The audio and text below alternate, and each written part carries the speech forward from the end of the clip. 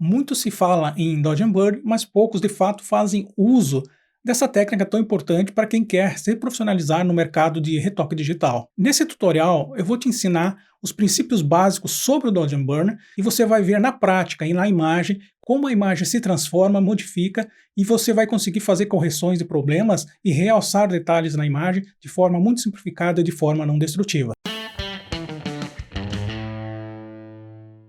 Aqui nós temos uma imagem que à primeira vista estaria pronta. No entanto, a gente ainda consegue dar uma melhorada nessa imagem, colocar um pouco mais de volume, contraste e alguns ajustes nela para que ela consiga ainda ter um ganho a mais na qualidade, principalmente por se tratar de um tipo de fotografia de beleza que geralmente é feito ampliações maiores e que os detalhes sempre vão aparecer. E uma técnica muito boa para se utilizar nesse ponto é a de Dodge and Burn, que nada mais é do que clarear e escurecer áreas da fotografia, áreas dessa imagem. Quando a gente vai fazer esse tipo de trabalho, a primeira coisa que nós temos que ter em mente é saber onde deve ser feito isso, seja clarear e onde escurecer. Eu tenho, por exemplo, aqui, essa área aqui da sobrancelha, pode ver que ela pegou um pouquinho mais de luz e ela ficou mais clara. Então seria interessante nivelar isso utilizando Dodge and Burn. Podemos trazer um pouco mais de contraste aqui nos olhos também fazendo um burn, ou seja, escurecer essa área e escurecer essa área, utilizando a parte do burn. Aqui, nessa região do rosto, nós podemos dar um pouquinho mais de contraste também, escurecendo. Eu tenho por hábito trabalhar sempre escurecendo prioritariamente e depois clareando, porque na realidade o clarear, em maioria dos casos, a gente já faz o ajuste com base nele, a imagem toda é editada com base nele. E aí quando a gente vai fazer alguns ajustes finais, o que falta é um pouquinho de sombra, algum detalhe extra, e aí que entra então o burn. Mas os dois aqui são feitos de forma integradas, um pouco de cada um, mas acaba priorizando sempre a parte do burn, ou seja, escurecendo. Certo, mas como funciona então esse processo de Dodge and Burn? Bom, existem várias maneiras de se fazer isso. Eu, particularmente, utilizo curvas. Então, com curvas, eu vou vir aqui, vou criar uma camada de ajuste em curvas e vou baixar um pouquinho aqui essa curva para que a imagem escureça e vou inverter. Vamos renomear essa aqui para escurecer. Agora eu vou criar uma nova curva e vou chamar ela de clarear, porque eu vou subir ela um pouquinho. Então eu vou aqui clarear. E agora eu vou inverter ela também. Agora que eu criei as curvas, então eu preciso definir a ferramenta que vai ser trabalhada. Bom, eu vou utilizar a ferramenta de pincel, vou colocar ele em 5% e ele vai estar bem suave. Feito isso, o interessante é dar um zoom na área que você vai trabalhar. Pode ser um zoom aí de 200, 300% para que você enxergue bem as diferenças aqui na graduação, nos tons, né? Para poder trabalhar de forma mais eficiente. Você pode alternativamente usar a tecla R, girar essa imagem para funcionar de acordo com a sua forma, né, de fazer a pincelada. Eu, por exemplo, para Dodge and Burn, eu tenho o hábito de trabalhar sempre de forma vertical. Então, para mim girar a imagem para seguir esse ponto é muito mais fácil. E agora eu vou aqui em escurecer com o pincel, mas eu vou dar uma pincelada apenas, ó, clicando sem levantar e vou passando em toda a área que eu preciso. E dessa forma faço novamente, até ir emparelhando aquela região ali que eu quero deixar mais escurecida. E vou fazendo isso várias vezes. Olha só essa região que estava mais clarinha, eu vou fazendo aqui também. Aqui nessa região que tem um pouco mais de brilho, eu posso tirar um pouco desse brilho justamente pincelando em cima.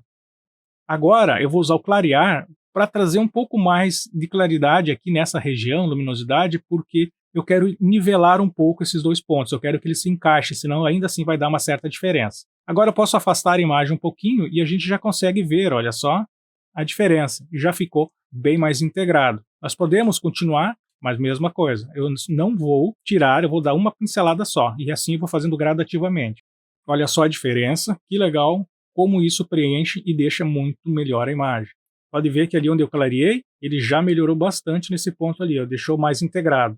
Agora, o próximo passo seria darmos um pouco mais de contorno nos olhos. Aqui é uma decisão a ser tomada sempre. Se eu definir que essa camada aqui, por exemplo, eu vou deixar apenas como sobrancelha, eu posso fazer isso. Eu posso fazer o seguinte, ó, Ctrl G, selecionando as duas, e escrever sobrancelhas. Com isso eu vou ter um controle melhor. O que eu vou fazer? Eu vou duplicar isso aqui. Vamos botar agora olhos. Isso é opcional, tá? É uma coisa que eu faço para me organizar, para saber as áreas que eu estou trabalhando.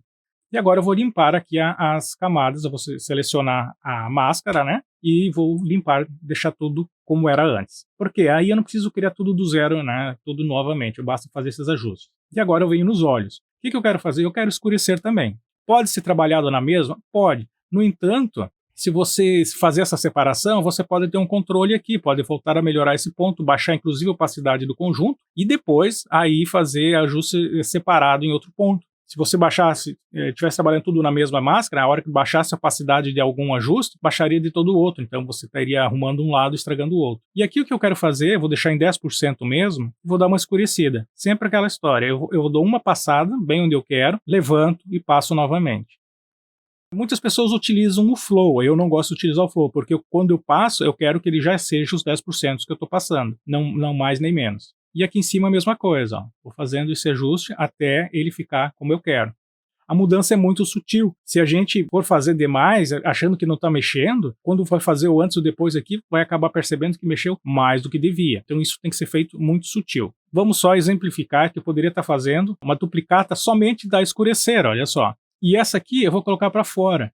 E vou colocar aqui o nome de contorno rosto. Por quê? Aqui eu vou zerar novamente a máscara. Eu não vou clarear nada nesse ponto, por isso eu deixei ele isolado lá. Eu vou aumentar um pouco o pincel, nesse caso porque eu vou fazer o chamado Global Dodge and Burn, ou seja, uma área muito grande.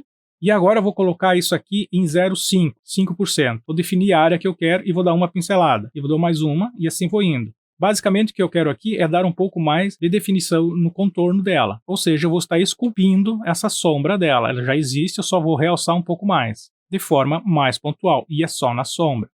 Olha só a diferença.